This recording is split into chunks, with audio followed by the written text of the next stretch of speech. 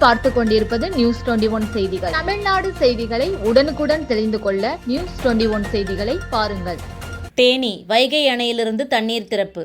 மதுரை திண்டுக்கல் மாவட்ட பாசனத்திற்காக தேனி மாவட்டம் வைகை அணையிலிருந்து இன்று ஜூன் 15 தண்ணீர் திறக்கப்பட்டது.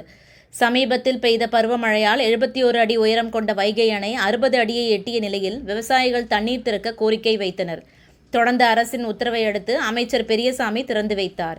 இன்று முதல் 120 நாட்களுக்கு தண்ணீர் திறக்கப்படுகிறது. முதல் 75 நாட்களுக்கு தொடர்ச்சியாகவும் மீதமுள்ள 45 நாட்களுக்கு வினாடிக்கு 900 கன அடி வீதம் தண்ணீர் திறக்கப்பட உள்ளது.